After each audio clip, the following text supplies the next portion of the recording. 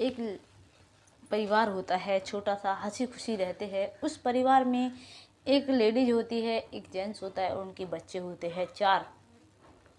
वे बहुत अच्छे से रहा करते हैं। तभी जो लड़का है उसके दूर के मामा की लड़की आ जाती है वहाँ पर, मतलब उसकी वहाँ पर जॉब होती है, अच्छे से काम करती है। उसे वहाँ पर रहते रहते 6 साल हो जाते हैं। जो उसकी वाइफ होती है वो उसको बहन बोला करती थी कि तुम मेरी बड़ी बहन जैसी हो।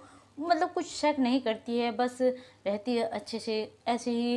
मतलब उसके भाई का फ़ोन आ जाता है। उसका भाई कहता है, क्योंकि आम का सीज़न था, कहते हैं कि भैया बहन तुम आ जाओ आम खाने के लिए, और काफ़ी दिन हो गए तुम आई भी नहीं हो। उसकी बहन अपने पति से बोलती है, मतलब अपने शोहर से बोलती है। वो कहती है कि चलो चली जाओ, बच्चों को भी लेकर चले जाना अगर ऐसी बात है।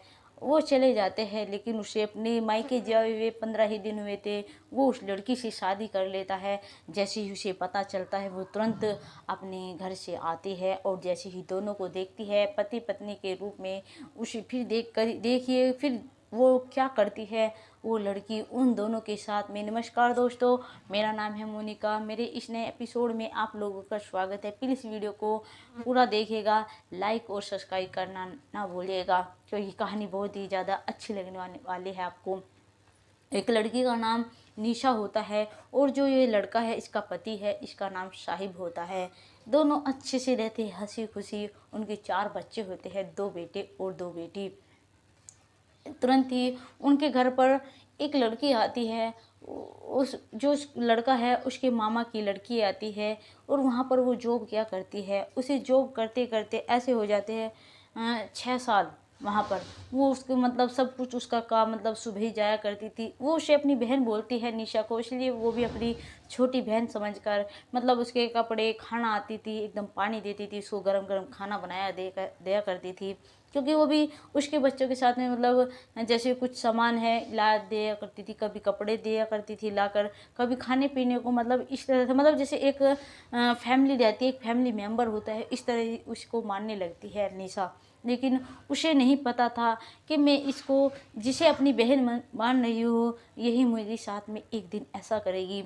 ऐसे अच्छे तरीके से रहने लगते हैं। एक दिन ऐसा होता है, जो उसके भाई का फ़ोन आता है। उसका भाई कहता है कि बहन आम आ गए हैं, और मतलब जो पाल में दिए हैं अब वे हमने निकाल लिए हैं, तुम आ जाओ, तुम भी थोड़े घने आम खा लेना, और मतलब घर पे भी लेके चले जाना।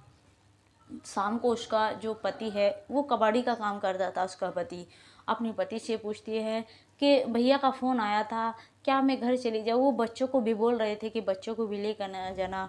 वो तो एकदम मतलब जैसे खुश हो जाता है। वो कहता है हाँ क्यों नहीं, बच्चों को भी लेकर जाओ, जितने तुम भी जाओ, जितने दिन तुम्हारा मन करे उतने दिन रहना। क्योंकि यहाँ पर तो जो उसके मामा की लड़की होती है उसका नाम दोस्तों साहिबा होता है, कि साहिबा तो यहाँ पर है ही, ये खाना वाना बना देगी मेरा, आप टेंशन मत लो, जितना आपकी मर्जी उतना वहाँ पर रह लेना, फिर उसके बाद आ जाना। वो खुशी खुशी चली जाती है। लेकिन उसको वहाँ पर जाए हुए सिर्फ 15 दिन ही होते हैं।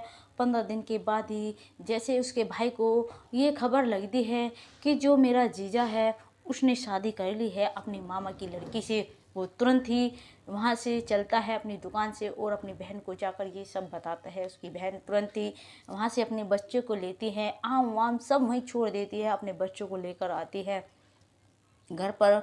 जैसे वो देखती है उसी शादी के लिबास जोड़े में देखती है, और मांग भरी वाई देखती है। क्योंकि दोस्तों अब ऐसा होता है, अब मुस्लिम लोग भी यह धर्म अपनाने लगे हैं धीरे धीरे कर कर। क्योंकि जब उन्हें देखती है तो उन्हें बहुत ज़्यादा एकदम से मतलब सोचती है कि ये सब क्या हो गया। मैंने तो तुम्हें अपनी बहन माना था, छोटी बहन, और उस तरह का ही मैं तुम्हें प्यार दे रही थी, लेकिन तुम मेरी सौतन बन गई। तुमने मेरा घर उजाड़ दिया, तुमने मुझे कहीं का नहीं छोड़ा।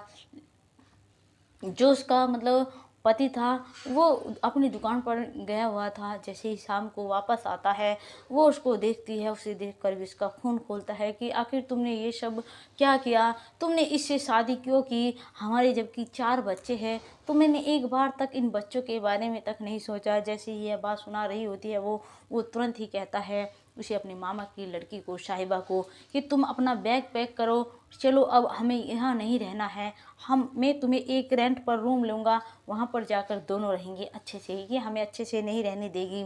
लेकिन वो वहाँ पर उसे लेकर निकल जाता है। वो जो थी बेचारी, वो मतलब उसे तो बहुत ज़्यादा क्रोध आया होता है। वो कहती है, पहले तो कहती कि जाओ, निकल जाओ, कभी अपनी शक्ल भी नहीं दिखाना। लेकिन बेचारी कर भी क्या सकती थी, उसके पास वो कमाने का कुछ साधन नहीं था।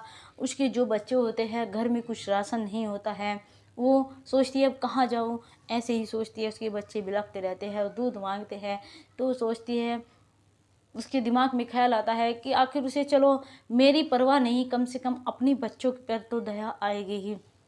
वो फ़ोन कर देती है अपने पति पे, साहिल पे। फ़ोन करने के बाद उससे कहती कि बच्चे दूध मांग रहे हैं पीने के लिए, खाना मांग रहे हैं खाने के लिए, मैं क्या ला कर दूँ, कम से कम इनके लिए तो राशन पानी भिजवा दिया करो। लेकिन जैसे यह बात सुनता है उसका पति, वो कहता है, मेरी तरफ से तुम कहीं जाओ, तेरे बच्चे कहीं जाए, जहर ला कर दे दो दूध की जगह, एक बार में ही सारा मामला निमट जाएगा। जैसे ही वो बात सुनती है, उसे मतलब बेचारी को बहुत ज़्यादा रोना आता है। वो कहती है कि ऐसे कैसे कह रहे हो तुम ये सब बात, आखिर ये बच्चे तुम्हारे भी तो है। तुम एक औरत के लिए, एक लड़की के लिए, मतलब अपने बच्चों को, चलो मेरी तो छोड़ो, अपने बच्चों के लिए ऐसा नहीं बोलना चाहिए, ये तो तुम्हारा खून है। लेकिन वो कहता है, मेरा इनसे और तुम्हारे से कोई मतलब नहीं है, मैं जा रहा हूँ। मैंने तो उसी दिन तुम्हें त्याग दिया था जिस दिन मैंने साहिबा से शादी की थी। जब ये बात सुनती है तो उसे मतलब बहुत ज़्यादा रोना आ रहा होता है। वो उसके सामने गिड़ गिड़ाती है कि तुम लोग आ जाओ, मैं तुम्हें कुछ नहीं कहूँगी, सिर्फ मेरे बच्चों का खर्चा पानी उठाते रहना, और मेरा तुम्हारे से कोई मतलब नहीं रहेगा, तुम उसके साथ में कुछ भी करना, मतलब इस तरह से रिक्वेस्ट करती है। लेकिन जो उसका पति होता है वो तो एकदम निर्दयी हो चुका होता है। वो कहता है कि अब चाहे कुछ भी कर लो, मैं अब तुम्हारे पास आने वाला नहीं हूँ। जैसे ही यह बात मतलब वो जो लड़की होती है वो सुनती है, उसकी पत्नी, इसको बहुत ज़्यादा से मतलब गुस्सा आता है निशा को। और निशा जो है पुलिस थाने चली जाती है। पुलिस थाने जाने के बाद में सारी घटना वहाँ पर जाकर बताती है कि हमारा तलाक भी नहीं हुआ है, और नहीं, और उन्होंने दूसरी निकाह कर लिया है। जैसे ही पुलिस वाले यह बात सुनते हैं और कहते हैं नहीं वो इद्दत पे बैठी है, तो उन्हें मतलब पुलिस वाले कहते हैं तो बड़ा ही गलत हुआ है, और वो फिर उस पर केस दर्ज कर देती है। तो पुलिस उसे तुरंत ही जाकर उसके पति को पकड़ लेती है और उससे सारी बात पूछती है, जब तुम दोनों का निकाह ही नहीं हुआ तो तुम दूसरी शादी कर भी सकते हो। हमारे मतलब तुम्हारा जो वो कान मतलब जो मुसलमानों का होता है, एक दूसरी शादी तभी की जा सकती है अगर पहली पत्नी से तलाक लिया हो। अगर पहली पत्नी से तलाक नहीं ले सकते तो दूसरी शादी नहीं कर सकते हैं। इसलिए इसको पुलिस में जो है पुलिस जो है उसे थाने में डाल चुकी होती है। लेकिन जो उसकी पत्नी होती है वो कहती है कि मुझे इन्हें थाने में नहीं, मुझे सिर्फ अपने बच्चों का खर्चा पानी चाहिए, बाकी ये कहीं चले जाओ, वरना अगर ये मेरे पास आना चाहते हैं तो मेरे पास भी आ सकते हैं। लेकिन जो पुलिस होती है वो कहती है अब हम अपने तरीके से कार्रवाई करेंगे, प्लीज़ आप घर चले जाइए, आपको किसी चीज़ की कोई दिक्कत नहीं होगी, हम सारी सुविधाएं करवाएंगे आपके लिए, और यही सब कमा के देगा। दोस्तों आप सिर्फ कमेंट में ये बताइएगा कि उस लड़के के साथ में आखिर क्या होना चाहिए, साहिल के साथ में कमेंट में एक बार ज़रूर बताइए, जिसने अपने बच्चों के बारे में तक नहीं सोचा दूसरी लड़की के लिए। आप एक बार ज़रूर कमेंट में बताइए और चैनल को लाइक और सब्सक्राइब जरूर कीजिए। जय हिंद, जय भारत।